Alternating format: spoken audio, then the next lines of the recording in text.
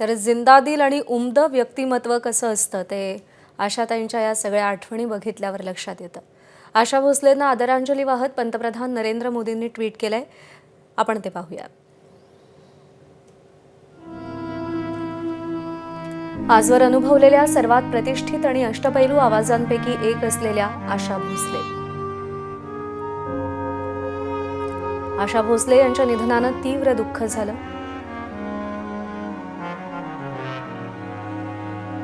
अनेक दशकांचा त्यांचा असाधारण संगीत प्रवास आपल्या सांस्कृतिक वारशाला समृद्ध करणार आहे।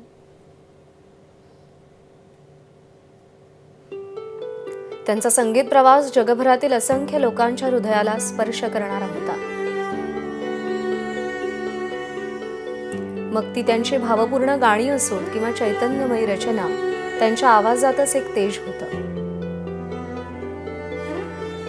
त्यांच्यासोबतचे माझे संवाद मी नेहमीच जपून ठेवेन।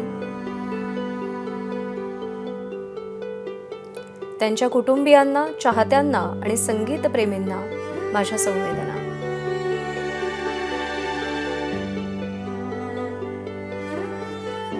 त्या पिढ्यानपिढ्या प्रेरणा देत राहतील आणि त्यांची गाणी लोकांच्या जीवनात कायम घुमत राहतील।